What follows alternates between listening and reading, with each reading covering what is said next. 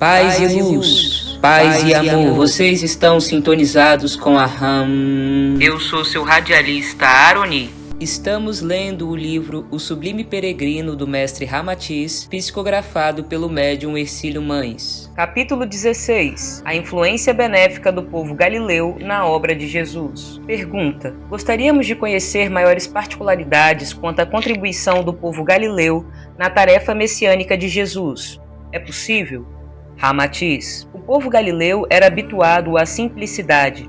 Não gozava da abastança que choca os necessitados, mas também não sofria a miséria que confrange os mais ricos. Era realmente um povo amável, respeitador e profundamente hospedeiro, facilmente compreensível para com as necessidades do próximo e sentia-se mesmo eufórico em servir. Esse temperamento e modo peculiar do galileu, que o fazia feliz com o hóspede na cabeceira de sua mesa, certo de que isso era muitíssimo agradável a Jeová, deu margem para que Jesus firmasse inúmeras lições que louvavam a caridade e insistiam no espírito de hospedagem. Mas o seu temperamento era algo rixoso, pois discutiam facilmente por qualquer assunto religioso, embora sem as capciosidades dos fariseus ou a obstinação dos saduceus. Os homens eram bulhentos em suas pescas, negócios, festas e peregrinações. As mulheres tímidas, serviçais, humildes e algo supersticiosas. Desde a mais tenra infância, os galileus acostumavam-se à incondicional obediência aos preceitos religiosos e à vontade de Jeová. Eram essencialmente comunicativos com seu Deus e faziam pouca diferença entre a vida carnal e a vida espiritual, quase despercebidos da divisa que os separavam do além. Isso era uma peculiaridade comum de todo o povo judeu, que mal poderia apontar onde começava a vida objetiva e terminava a subjetiva, desde que se tratasse de assuntos religiosos. Jeová fazia parte tão integrante de suas vidas, de suas devoções, dos seus prazeres e negócios, que jamais eles poderiam manifestar qualquer dúvida na sua crença religiosa. Antes de exigirem favores de Jeová, eles o adoravam através de oferendas diárias da obediência absoluta, dos louvores e hossanas que tributavam sob qualquer pretexto da sua vida em comum.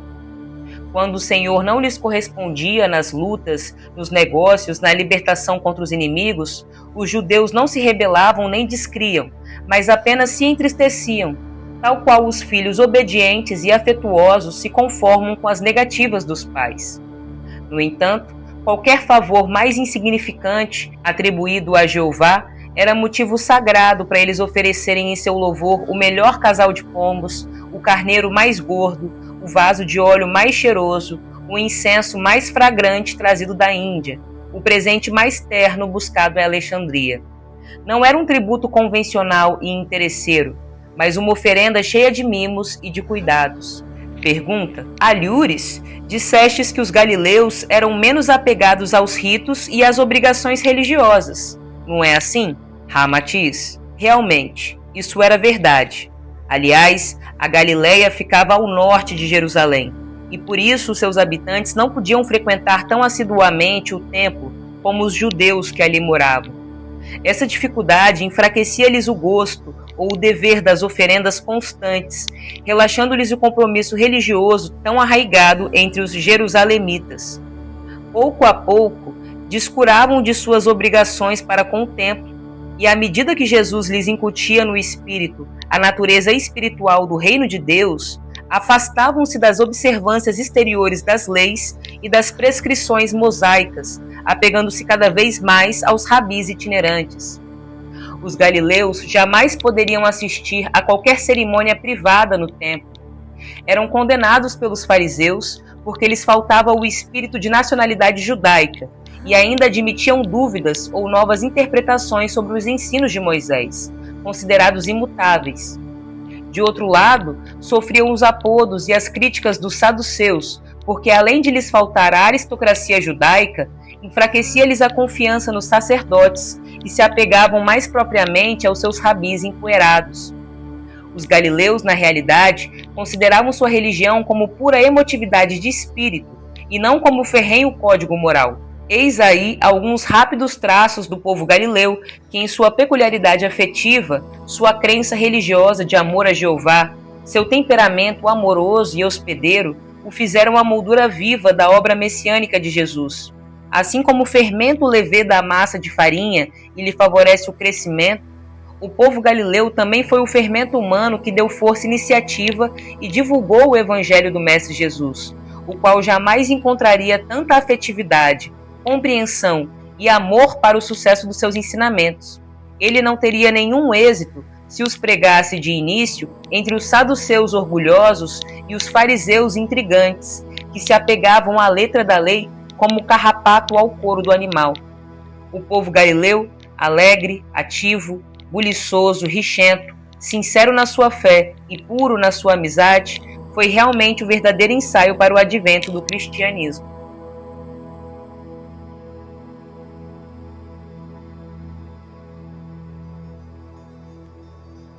Salve! Salve, meus irmãos, paz e luz, paz e amor. Sou seu radialista Aroni, para a gente fazer uns comentários para ajudar a entender esse capítulo que a gente acabou de ler, porque parece contraditório. Na primeira resposta, Ramatiz fala como que o povo galileu era fervoroso no sentido da religião.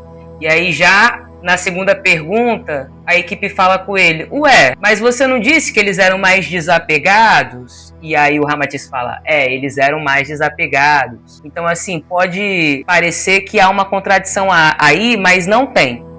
O que acontece? Os hebreus, naquela época, eles estavam divididos. Todos eram judeus, só que haviam os judeus que estavam mais próximos do Templo de Jerusalém, que moravam em Jerusalém, naquela região da Judéia, próximos ao templo. Nessa região ficavam os judeus mais ricos, os que tinham mais condições. E na Galileia, era a rapa da rapa. Era uma galera mais simples, mais humilde, mais pobre. Perfeito? Então, assim, tanto que ele fala, Ramatiz fala, né, que os galileus, eles eram mal vistos na Judéia, porque os judeus da Judéia, eles viam os galileus como judeus ralé, uma galera que, não tem dinheiro para ir no templo, não faz as obrigações no templo, e eles ainda abrem interpretações para a lei de Moisés e não pode contestar a lei de Moisés. Então, assim, os judeus, no sentido geral, eles eram fervorosos, religiosamente falando. Eles não faziam divisão da vida espiritual e da vida material, como coloca o mestre. E isso é lindo, viu? Só que os judeus da Judéia, os que ficavam próximos ao templo, eles eram mais conservadores, vamos colocar assim. Eles seguiam mais a lei de Moisés de uma forma mais fervorosa, eram mais rígidos para com isso. Enquanto os judeus da Galileia, a rapa, eram mais flexíveis, vamos colocar assim. Eles eram mais roots, entendeu?